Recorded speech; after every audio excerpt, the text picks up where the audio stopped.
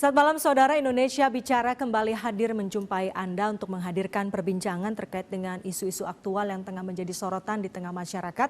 Malam hari ini bersama saya Herdina Soherdi. Saudara, ini terkait dengan penambahan kasus baru COVID-19 yang terus meningkat secara signifikan. Per hari kemarin tanggal 20 September ada sebanyak 3.989 kasus baru yang terdeteksi. Sehingga dengan penambahan kasus baru itu, maka total kasus COVID-19 di Indonesia telah melebihi angka 244.000 kasus.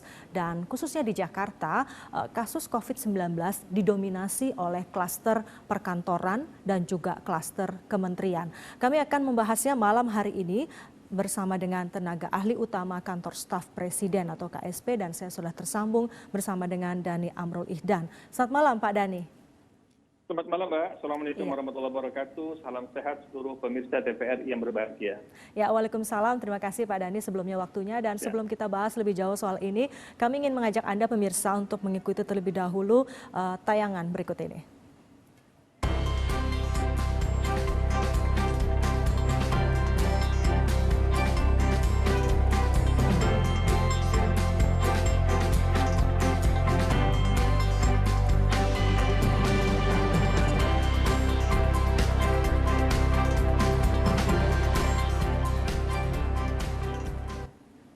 Ya, saudara, itu tadi kira-kira gambaran mengenai klaster kementerian yang terjadi saat ini. Ada sekitar lebih dari 1.200 kasus positif COVID-19 di sejumlah kementerian di Indonesia. Saya kembali ke Pak Dhani. Pak Dhani?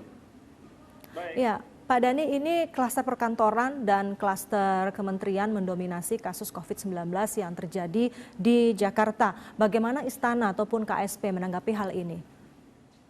Ya, pertama tentu kita prihatin ya dengan tingginya eskalasi dari klaster perkantoran ini. Sehingga kita perlu melakukan terobosan untuk mengetahui secara detail data lapangannya itu seperti apa empirisnya. Fakta empiris yang bisa dikuantifikasi itu seperti apa. Jadi kita coba melakukan evaluasi total, jika diperlukan dilakukan audit operasional terhadap semua proses yang ada di perkantoran, baik yang menyangkut protokol kesehatannya maupun yang menyangkut dengan infrastruktur yang ada di perkantoran. Seperti umpamanya ruang ventilasi udara, apakah cukup tersedia ventilasi, kemudian juga AC, apakah sudah bersih belum, kemudian filternya bagaimana, kemudian pengaturan zoningnya, alur, utilisasi ruangan, kapasitas ruangan, kemudian juga liftnya, kafetarianya atau kantin tempat bertemunya beberapa pekerja yang ada, itu kan perlu diatur ulang, redesign ataupun rezoning, sehingga kita bisa melakukan pencegahan secara lebih dini lagi. Jadi kita perlu melakukan audit operasional. Jadi Kantor Staf Presiden kita menginisiasi untuk dilakukan secara total evaluasi dan juga audit operasional terhadap kelayakan daripada gedungnya, infrastrukturnya, dan implementasi protokol kesehatan yang ada di klaster-klaster perkantoran. Nah, ini diperlukan agar kita punya standar yang jelas, punya standar kuantifikasi yang jelas apa penyebab tingginya klaster ini. Jadi tidak hanya dengan asumsi-asumsi saja. Yang kedua, tingginya angka di perkantoran, terutama kantor pemerintah, karena kan para pegawai pemerintah ini melayani masyarakat secara langsung. Di Kementerian Kesehatan umpamanya bertemu dengan masyarakat, melayani beberapa pusat-pusat layanan-layanan umum, baik itu di pelabuhan, bandara, ini beberapa spot-spot yang memerlukan layanan kesehatan di mana petugas kesehatan dari Kementerian Kesehatan ditempatkan di lokasi-lokasi itu sehingga berhubungan langsung dengan publik. Dan ini karena pekerjaannya tentu berisiko untuk tertular COVID-19. Oleh karena itu, karena pekerjaannya memang berhubungan langsung dengan publik, dengan masyarakat, maka dia berisiko tertular dan juga menularkan kepada rekan kerjanya. Nah, jadi ada dua sisi. Satu sisi adalah infrastrukturnya, yang kedua memang ini adalah beban tanggung jawab dalam kapasitas pekerjaannya, di mana teman-teman itu dari pegawai pemerintahan juga harus turun ke lapangan dan ini berisiko. Nah, sehingga ini perlu audit secara total, secara detail dengan angka-angka yang clear di mana sebenarnya permasalahan intinya.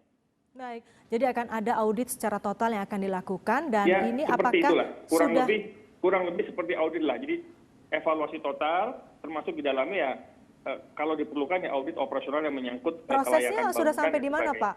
Prosesnya apakah? Ini kita mendorong agar evaluasi dibuat evaluasi terhadap pelaksanaan satuan tugas yang ada di perkantoran masing-masing. Jadi kan kalau di nasional itu ada namanya satuan tugas, satgas. Nah di perkantoran itu kan juga di pemerintahan dan di BUMN terutama yang besar itu kan otomatis ada satgasnya masing-masing. Nah, jadi itu juga harus dimonitor, dibuat checklist di antara protokol yang ada, biasnya di mana. Baik, jadi sebetulnya yang menjadi sulit itu enggak konsistensinya sebetulnya. Jadi kita ini kadang-kadang lupa ya. Kita dengan kata-kata new normal seolah-olah sudah normal. Padahal ini sebetulnya kita kan adaptasi kebiasaan baru. Nah, namanya adaptasi kebiasaan baru itu bukan cuma 3M, masker, menjaga jarak, mencuci tangan, tapi juga adalah adaptasi proses di dalam berorganisasi. Baik, Tapi tata kelola perusahaan, tata kelola organisasi di pemerintah juga semuanya mengalami adaptasi. Pak Dhani, bagaimana di KSP sendiri? Bagaimana protokol kesehatan diterapkan di sana, Pak? Seperti apa penerapannya? Ya, di kantor staf presiden jelas bahwa untuk tamu tentu harus melakukan rapid test. Kemudian untuk acara-acara yang dihadiri presiden itu memang peserta harus ada yang namanya PCR. Jadi, bagaimana dengan pengaturan jumlah karyawan, Pak, jam masuk, giliran masuk, dan sebagainya? Ya. Bagaimana, Mbak? Bagaimana dengan pengaturan jumlah karyawan yang masuk seperti itu? Kalau kapasitas ruangan? Iya, kalau kapasitas ruangan, kita concern terhadap protokol kesehatan yang sudah ditetapkan bahwa kapasitas, karena memang ada dua kan, ada yang memang langsung berhubungan dengan COVID, maka kapasitas ruangan maksimal 50%. Kalau yang tidak berhubungan dengan COVID, maka 25%. Sehingga kita kurangi aktivitas di kantor, optimalkan work from home dengan beberapa kriteria-kriteria tertentu tentunya, menggunakan absensi digital, menggunakan virtual meeting, dan kita melihat efektif. Nah, itulah yang tadi di awal saya sebut sebagai inilah adaptasi kebiasaan baru di dalam skop tata kelola organisasi pemerintahan. Kadang-kadang kita ini kan semuanya harus baik, ya. Pak Dhani. Ini kita harus bertemu. Nah, kadang-kadang budaya untuk harus sering bertemu inilah harus di shifting, harus diganti menjadi budaya di mana kita bisa bertemu lewat online. Baik. Nah, sehingga perkantoran juga harus belajar adaptasi kebiasaan barunya dengan optimalisasi model meeting online ini. Baik, Pak Dhani, di tengah pandemi COVID-19 ini sebetulnya mobilitas dari pegawai-pegawai di kementerian ini kan masih cukup tinggi, Pak, dan juga masih ada perjalanan dinas keluar kota untuk urusan pekerjaan misalnya. Apakah ini juga nantinya perlu dievaluasi ulang, Pak? Ya, tentu tadi pertama ya, bahwa semua pekerjaan yang mengharuskan monitoring dan evaluasi yang turun ke lapangan tentu akan dioptimalkan turun ke lapangan dengan protokol kesehatan yang ketat. Screening test itu menjadi tools yang paling penting untuk mengeliminir dari penularan. Jadi screening itu tes, apakah itu PCR ataupun rapid, itu ditingkatkan dalam jumlah dan waktu yang berkelanjutan agar dia tidak tertular. Jadi dibuat SOP dalam beberapa hari sekali atau seminggu sekali, atau pada saat dia bertugas ataupun pulang bertugas itu harus di PCR. Ya kan? Nah, yang kedua adalah adaptasinya adalah bagaimana para pekerja di pemerintahan itu juga harus menjadi role model, Mbak. Karena bagaimana publik atau masyarakat akan menjalankan konsistensi, menjalankan protokol 3M-nya kalau pejabat publik ini tidak menjadi role model. Nah, jadi kita harus mulai dari diri kita sendiri. Baik, pejabat Pak publik Dhani harus mulai dari diri sendiri untuk menjadi role model. Untuk menjadi panutan bagi masyarakat ya. Pak Dhani, terakhir. Dan kantor publik juga, kantor pemerintahan juga harus menjadi role model bagi kantor-kantor yang lainnya. Baik, Pak Dhani, terakhir sebagai penutup, apa upaya yang akan dilakukan dan diinisiasi oleh KSP dalam jangka pendek ini untuk kemudian menekan angka penyebaran COVID-19 terutama di klaster perkantoran dan kementerian? Singkat, Pak. Ya, pertama kita mendorong agar tes PCR bisa berjalan di masif lagi, khususnya kepada mereka-mereka yang berisiko, dalam hal ini tenaga medis.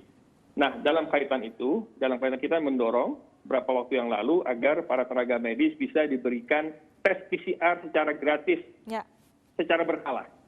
Dan alhamdulillah, ini sudah ada progresnya, mungkin dalam waktu yang tidak terlalu lama, tes PCR gratis bagi tenaga medis, insya Allah bisa segera diwujudkan. Itu adalah salah satu bentuk bagaimana kita menginisiasi agar itu bisa kita eliminir, terutama bagi tenaga medis yang langsung berhadapan dengan pasien. Yang kedua adalah tentu dengan para pejabat-pejabat publiknya yang langsung berhubungan dengan masyarakat, juga lakukan tracking dan testing secara masif. Baik Pak, dan kita yang ketiga, tunggu tentu saja. Yang paling penting adalah bagaimana menjaga daya tahan tubuh. Nah, oleh karena itu pemerintah juga membuat kebijakan agar waktu jam kerja itu juga bisa lebih fleksibel, agar juga ada waktu untuk beristirahat, untuk mengkonsumsi vitamin, berolahraga, sehingga itu menjadi salah satu faktor yang bisa semua hal ini dilakukan mengurangi fokusnya risiko untuk menekan penyebaran COVID-19 di seluruh klaster, termasuk juga di klaster perkantoran dan kementerian. Terima kasih Pak Dhani Amrul Ihdan, tenaga ahli utama Kantor Staf Presiden. Selamat malam Pak, terima kasih sudah berbincang bersama Indonesia Bicara. Dan saudara, usai jeda kami masih akan kembali dengan perbincangan menarik lainnya. Tetaplah bersama Indonesia Bicara.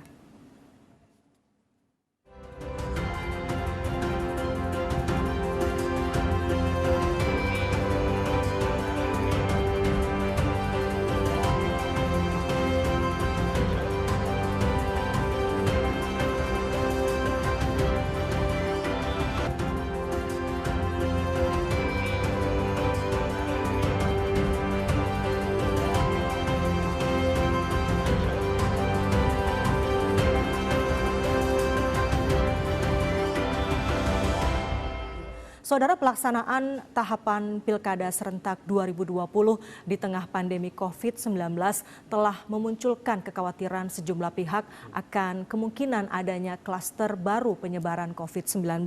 Terlebih, sejumlah Bapaslon dan juga penyelenggara pemilu terdeteksi tertular COVID-19. Bahkan beberapa hari yang lalu, Ketua KPU dan juga salah satu komisioner KPU terdeteksi positif COVID-19.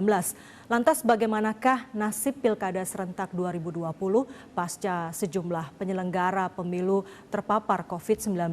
Kami akan membahasnya malam hari ini dalam Indonesia Bicara, dan untuk itu saya telah terhubung secara daring bersama dengan Ketua KPU Kota Makassar, Farid Waji.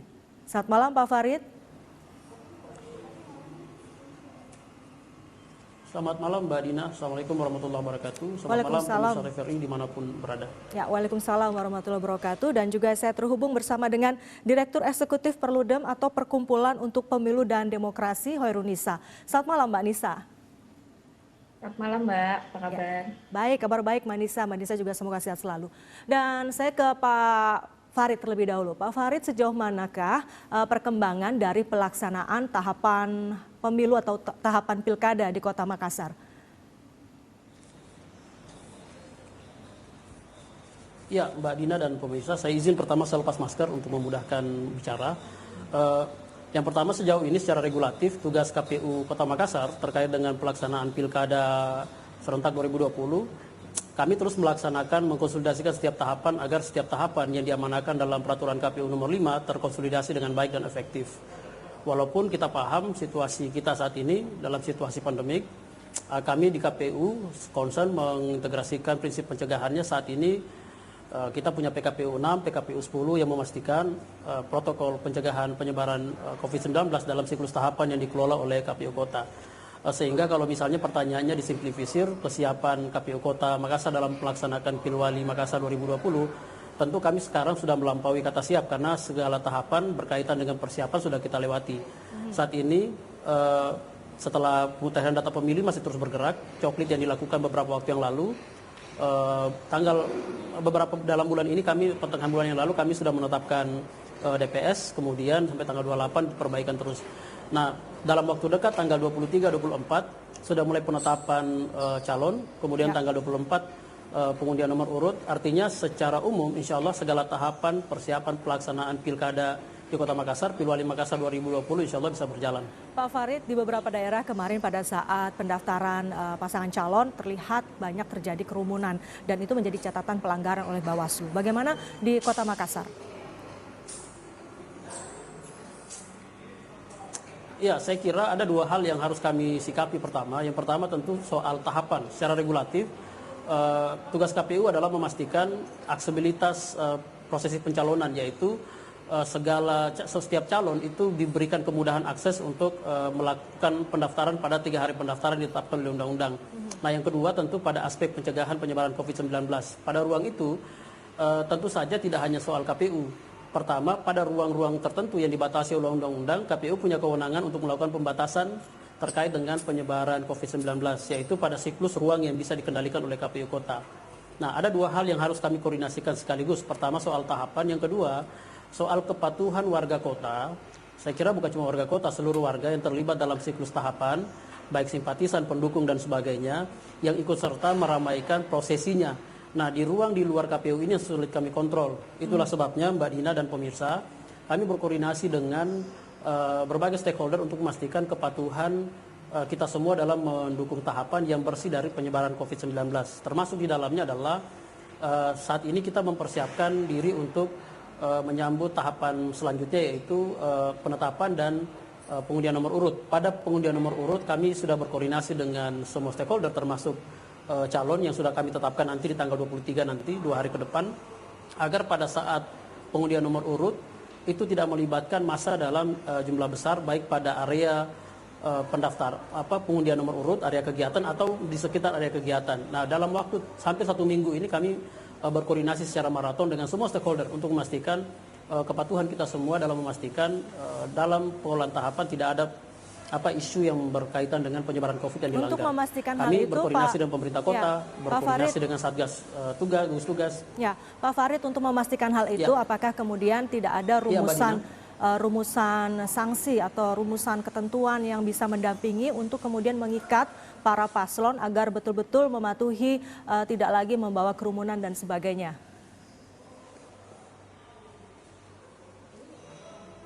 Kalau bicara tentang sanksi, tentu kita bicara tentang regulasi, Mbak, ya. Saat ini peraturan KPU nomor 10 dan nomor 6 nomor 6 itu secara teknis tidak membahas tentang sanksi yang begitu agresif terkait dengan pelanggaran protokol kesehatan. Tentu kita tidak bisa mengatakan bahwa semuanya harus dikontrol oleh KPU.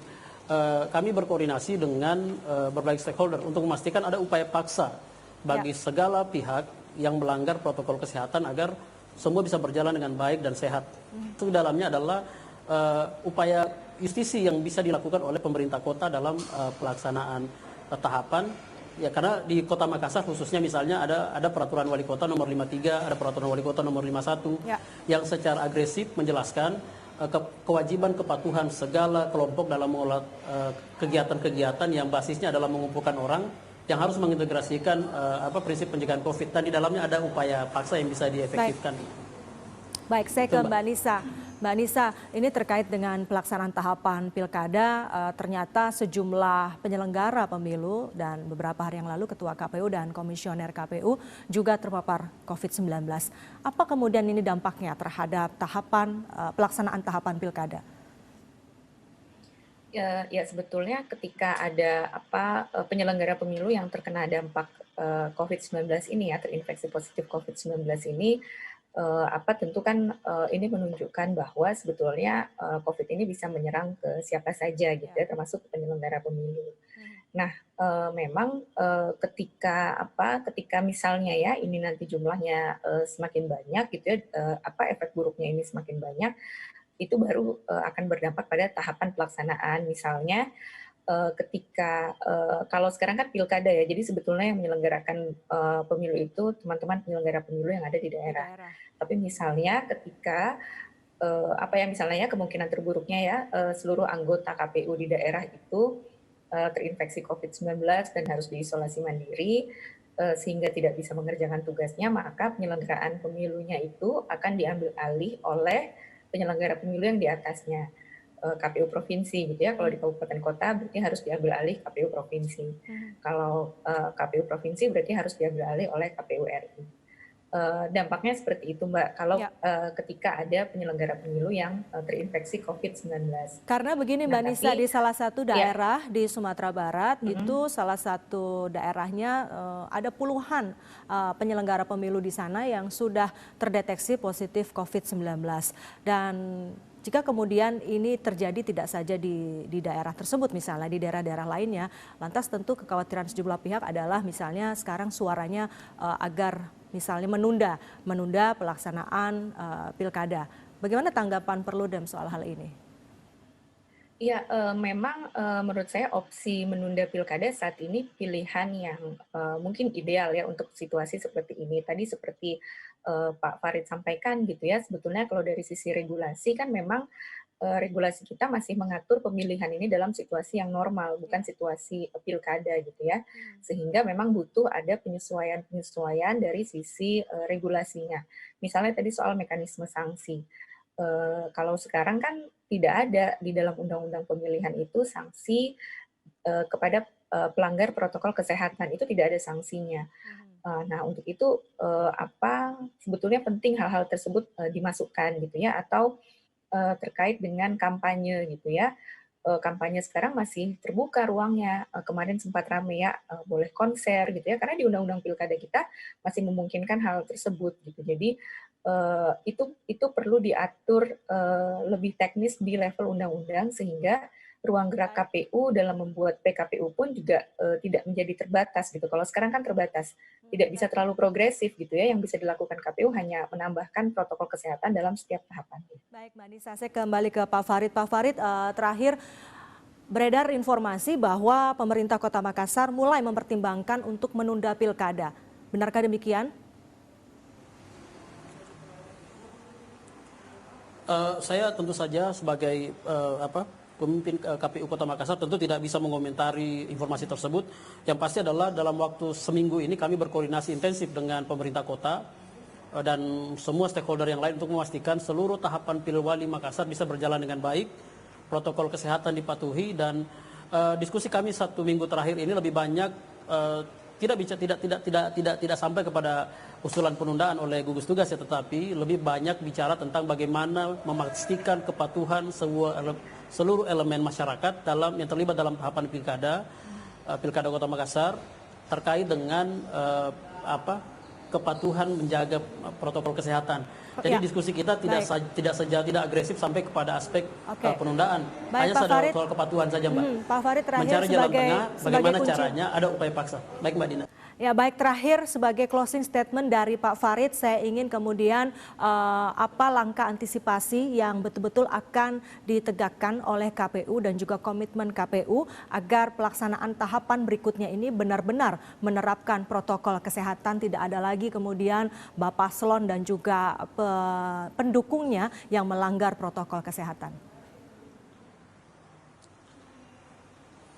Ya, terima kasih Mbak Dina. Saya kira yang paling penting harus dijadikan konfirmasi bersama adalah Pilwali Makassar itu adalah kerja kolaboratif antara semua stakeholder. Tugas kami di KPU Kota adalah memastikan segala tahapan bisa terkonsolidasi dengan baik.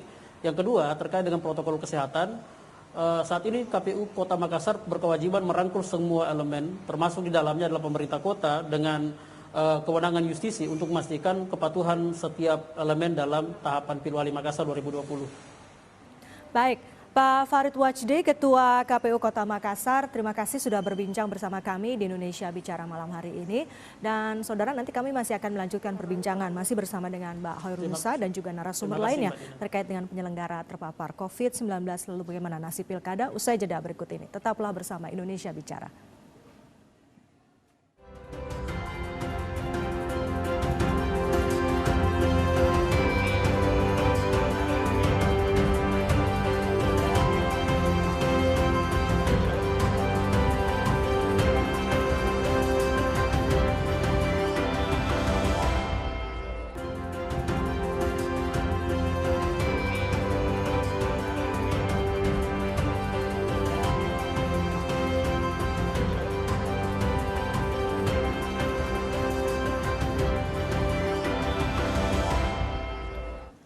Terima kasih Anda kembali bersama kami di Indonesia Bicara dan kita lanjutkan kembali perbincangan mengenai penyelenggara pemilu terpapar COVID-19. Lantas bagaimanakah nasib pilkada?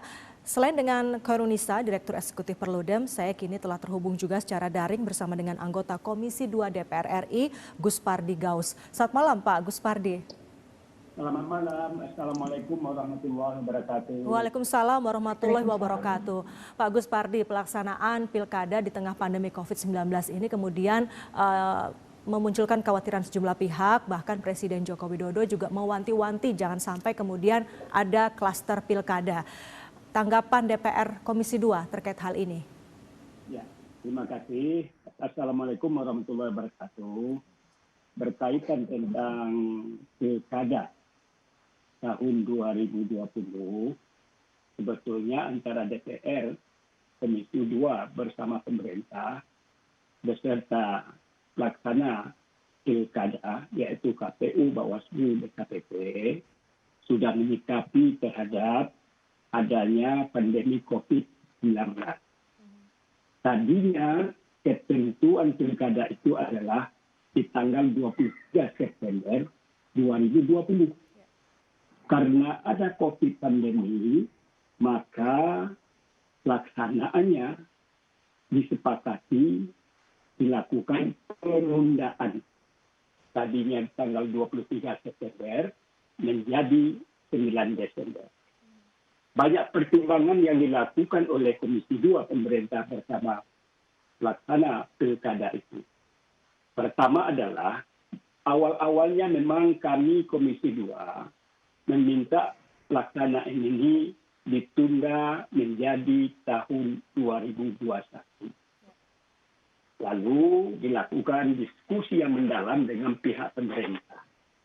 Berdasarkan informasi yang disampaikan oleh pemerintah bahwa kalau seandainya ditunda di 2021, apakah mungkin pandemi COVID itu berakhir di 2020 atau di awal 2021. Artinya adalah tidak ada satu pun orang yang bisa menjamin kapan berakhirnya pandemi COVID-19 itu. Yang kedua yang disampaikan oleh pihak pemerintah adalah bahwa di banyak negara, beliau menyampaikan ketika itu ada 49 negara yang melaksanakan pemilu, baik lokal ataupun nasional. Kata beliau, kata Menteri Dalam Negeri ketika itu, bahwa tidak ada satu pun negara yang menunda pelaksanaan pilkada di 2021. Berdasarkan hal itu, lalu kita mewanti-wanti juga kalau memang keinginan pihak pemerintah dilakukan pilkada di 2020, kita minta bagaimana tanggapan dari gugus tugas. Kita minta rekomendasi.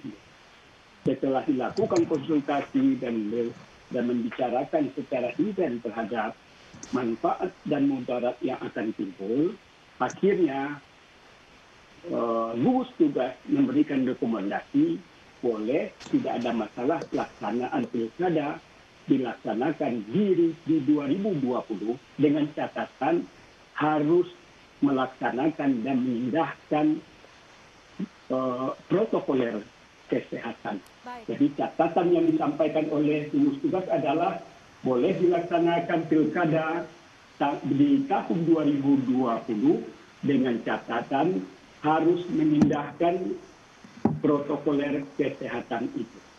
Baik Pak Gus Pardi, namun kemudian ternyata faktanya yang terjadi di lapangan banyak yang mengabaikan protokol kesehatan dan itu juga menjadi temuan dan catatan Bawaslu ada sejumlah pelanggaran terkait dengan hal itu.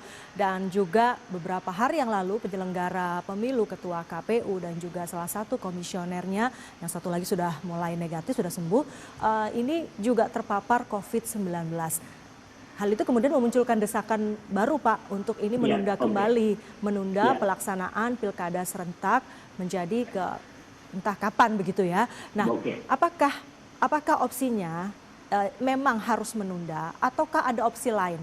Misalnya kami juga mendengar kabar bahwa pemerintah saat ini tengah menyiapkan beberapa opsi termasuk juga Perpu untuk mengantisipasi agar ke depan hal itu tidak lagi terjadi.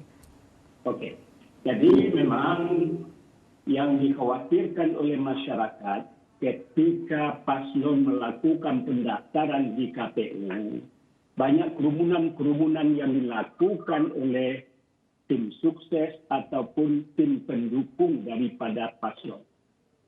Nah, kami beberapa hari setelah pelaksanaan pendaftaran paslon ke KPU yang diagendakan pada 4, 5, dan 6, kami memang Komisi 2 sangat khawatir terhadap apa yang terjadi pada tanggal 4, 5, dan 6, banyak kerumunan, banyak konser, dan lain sebagainya. Atas kejadian itulah kami memanggil dan mengundang Menteri Dalam Negeri, penyelenggara pilkada, untuk mengevaluasi kegiatan pendaftaran paslon ke KPU itu. Memang ketika pelaksanaan pendaftaran paslon ke KPU yang sesuai dengan aturan yang ditetapkan oleh protokoler kesehatan hanya di ruangan KPU. Kalau di ruangan KPU itu memang sudah sesuai dengan aturan yang diatur oleh protokol kesehatan yang sudah dimasukkan ke dalam PKPU nomor 10 dan 11. Artinya ada aturan-aturan yang membatasi KPU sehingga juga membatasi ruang gerak KPU untuk menindak ataupun melakukan ketegasan terkait dengan peraturan pilkada serentak dalam kaitannya di tengah pandemi COVID-19.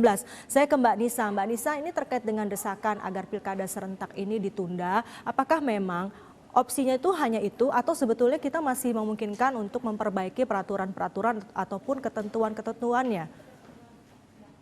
Iya. Apa masukan dari Perludem, Mbak Nisa? Oke, baik Mbak Herdina. Jadi begini, ketika ada usulan untuk menunda pilkada ini, sebetulnya bukan menunda sampai COVID-nya selesai. Karena kita tidak tahu betul, kita tidak tahu kapan pandemi ini berakhir gitu ya. Sekarang juga kan vaksinnya masih diproduksi dan sebagainya.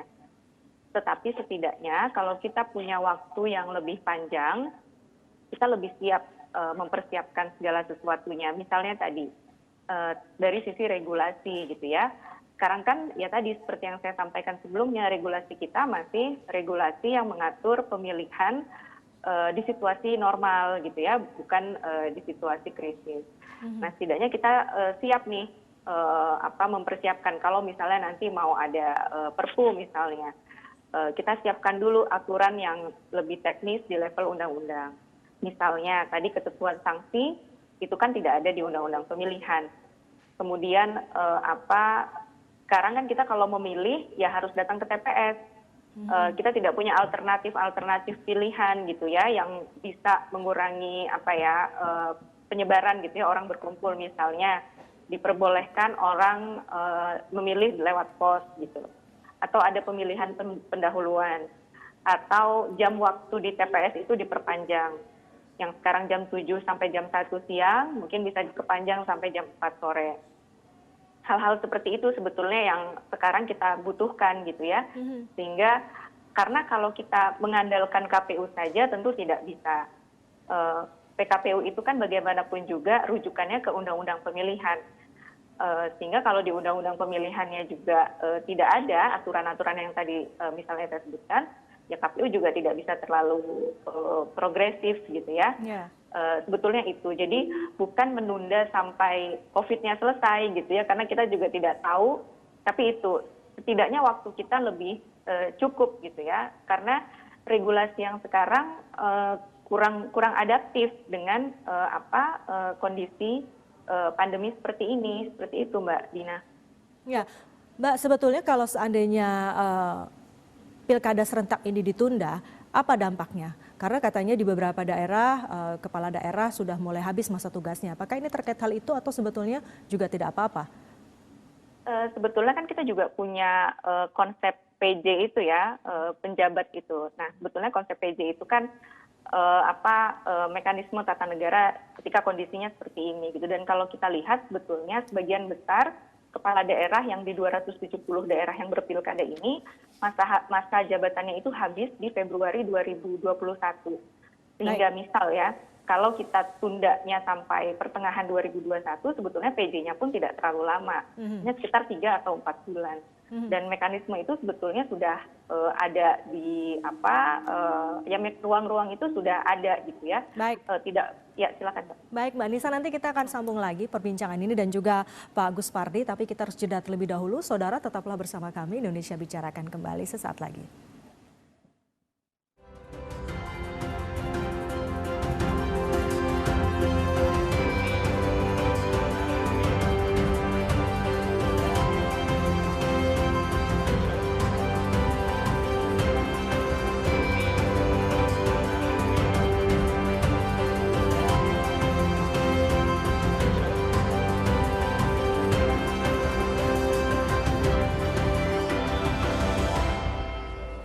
Terima kasih Anda kembali bersama kami di Indonesia Bicara dan kita lanjutkan kembali perbincangan ini. Saya langsung ke Pak Agus Pardi. Pak Agus Pardi, dari pengamatan DPR, mengapa kemudian pelanggaran terkait dengan protokol kesehatan dalam pelaksanaan tahapan pemilu ini masih terjadi? Apa catatan dan juga evaluasi dari Komisi 2 DPR, Pak? Ya, terima kasih. Memang perlu juga kami sampaikan dari Komisi 2 terhadap pelanggaran yang dilakukan oleh hampir seluruh tim sukses dan tim pendukung paslon ketika dilakukan pendaftaran paslon ke KPU, di mana terjadi kerumunan, tidak mengindahkan protokoler kesehatan. Ada 2 hal penyebab daripada hal itu terjadi. Pertama adalah belum tersosialisasinya PKPU nomor 10 dan nomor 11 tentang protokoler kesehatan. Yang kedua adalah dikarenakan belum mantapnya koordinasi yang dilakukan oleh penyelenggara pilkada bersama gugus tugas di provinsi, kabupaten, kota, beserta tokoh yang ada semua bupati kota dan provinsi yang... Ya, Pak Agus Pardi. Baik, Pak Agus Pardi, sepertinya ada kendala komunikasi dengan Pak Agus Pardi Gaus. Saya kembali ke Mbak Nisa. Mbak Nisa, ini tadi terkait dengan beberapa hal yang sudah disampaikan tadi oleh Perludem, oleh Mbak Nisa, misalnya ada ketentuan-ketentuan yang belum masuk di PKPU gitu agar kemudian ini bisa diselipkan kembali. Sebetulnya kalau kita melihat hal itu, ini seharusnya dituangkan dalam bentuk apa, Mbak? Perpuka atau kemudian apa, dan apakah ini tidak melanggar undang-undang? Tentu tidak melanggar undang-undang, Mbak, karena ya dimungkinkan ya secara regulasi itu dimungkinkan. Kemudian bisa juga tadi diaturnya dalam bentuk perpu gitu ya. Jadi pemerintah yang menyiapkan perpunya, karena kalau mau merevisi undang-undang pilkada, revisi undang-undang kan harus 2 pihak ya, DPR dan pemerintah gitu. Jadi dari sisi efisiensi waktu mungkin dari perpu dari pemerintah bisa lebih cepat mengeluarkan perpu. Nah sebetulnya tadi itu ini tidak akan melanggar undang-undang karena dimungkinkan gitu, dan sebetulnya tadi kalau masih dihubungkan dengan opsi penundaan di dalam Perpu nomor 2 tahun 2020 pun juga masih dimungkinkan adanya penundaan itu gitu ya, kalau ternyata bencana non alam COVID ini belum selesai gitu atau belum bisa ditangani, itu masih ada opsinya. Opsinya bisa menunda seluruh daerah, 270 daerah. Kalau mau menunda 270 daerah, maka KPU itu harus berkoordinasi dengan pemerintah dan DPR, atau juga bisa pendekatannya menunda sebagian daerah saja gitu ya. Jadi hanya daerah-daerah tertentu yang dirasa kondisinya sangat mengkhawatirkan itu bisa ditunda. Dan bagaimanakah dampaknya terhadap roda pemerintahan, itu akan berdampak signifikan atau bagaimana menurut Perludem?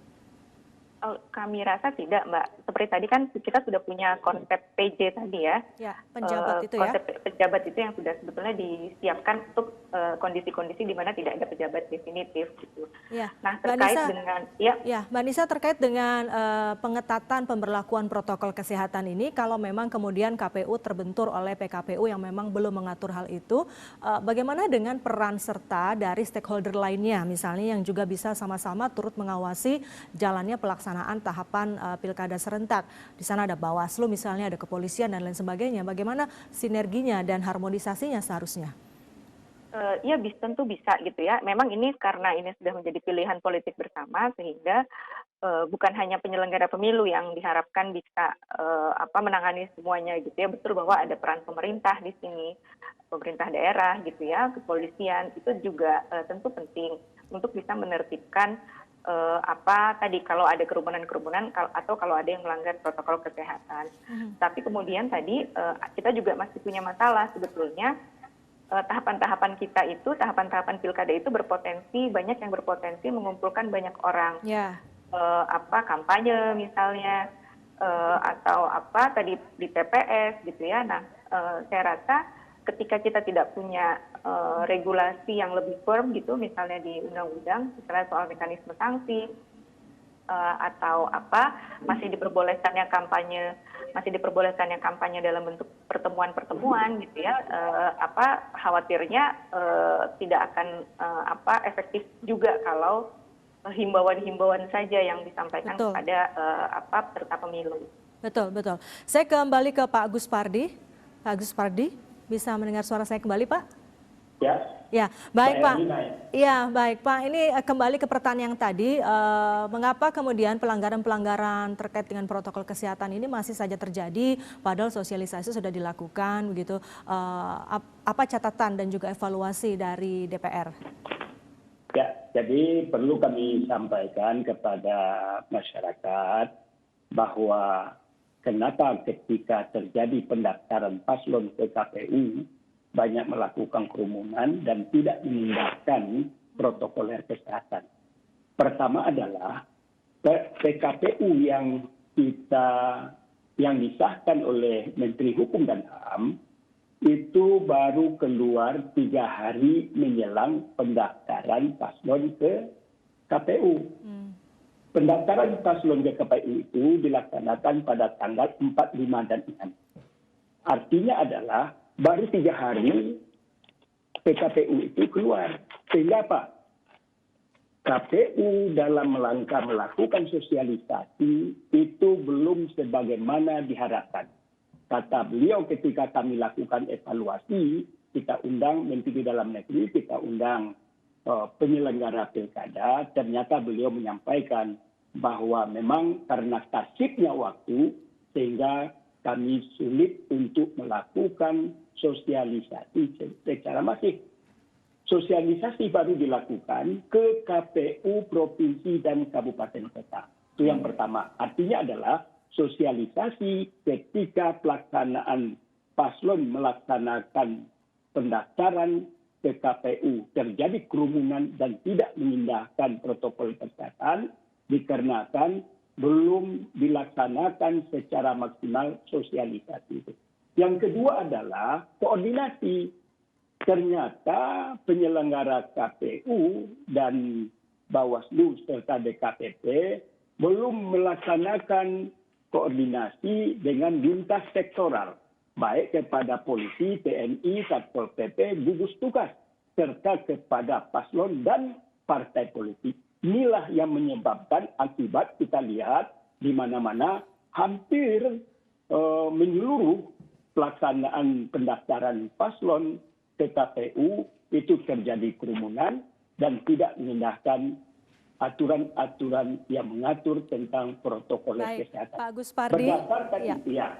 Baik Pak Gus Pardi, ini terakhir ada kemudian masukan-masukan dari berbagai pihak agar ke depan protokol kesehatan bisa lebih diterapkan, diantaranya misalnya dengan menuangkan hal-hal yang belum tertuang dalam PKPU, misalnya tadi terkait dengan kampanye, TPS, dan tahapan-tahapan yang memungkinkan terjadinya kerumunan di sana. Apakah itu dimungkinkan Pak untuk kemudian dibuat peraturan semacam Perpu dan sebagainya, dan apakah waktunya cukup? Ya. Terima kasih, memang banyak sorotan, memang banyak dari berbagai organisasi kemasyarakatan, LSM, tokoh masyarakat yang meminta supaya pelaksanaan pilkada ditunda ke tahun 2021. Hal itu dikarenakan karena kondisi pandemi COVID masih meningkat di hampir seluruh kabupaten kota di Indonesia. Oleh karena itu, pada sore hari ini kami telah mengundang Menteri Dalam Negeri bersama pelaksana daripada pilkada untuk memberikan masukan saran terhadap kekosongan hukum yang ada baik di Perpu ataupun PKPU. Ya. Ada dua opsi yang akan disepakati, apakah diisi lewat revisi Perpu nomor 2 tahun 2020 yang sudah menjadi Undang-Undang nomor 6 tahun 2020 atau merevisi PKPU. Kecenderungan kawan-kawan adalah kalau Perpu tentu memakan waktu yang terlalu panjang, ada paripurna dan lain sebagainya. Saran kami Komisi 2 mungkin kepada pemerintah, lebih elok kiranya karena waktu yang sangat kasih, kita akan melakukan revisi terhadap PKPU berkaitan terhadap masalah konser, dibenarkan. Menurut hemat saya ini perlu dihilangkan karena bagaimanapun konser itu akan menimbulkan kerumunan. Begitu juga tentang sanksi terhadap paslon. Tidak ada sanksi terhadap paslon kalau mereka melakukan pelanggaran terhadap protokol kesehatan. Oleh karena itu, ini juga bagian masukan yang akan kita sampaikan kepada Menteri Dalam Negeri bersama KPU, apakah nanti dimasukkan di Perpu atau tergantung kesepakatan nanti. Tapi kecenderungannya adalah yang lebih gampang itu merubah PKPU. Baik, dan kita akan tunggu langkah apa berikutnya akan dilakukan oleh pemerintah, tentu saja bersama dengan DPR dan pihak terkait. Terima kasih Pak Gus Pardi Gaus, anggota Komisi 2 DPR RI, dan juga Mbak Hoirunisa, Direktur Eksekutif Perludem, sudah berbincang bersama kami malam hari ini di Indonesia Bicara. Ya, dan saudara, demikian perbincangan kami di Indonesia Bicara malam hari ini. Terima kasih Anda sudah bersama kami. Saya Herdina Suherdi pamit undur diri. Selamat malam dan sampai jumpa.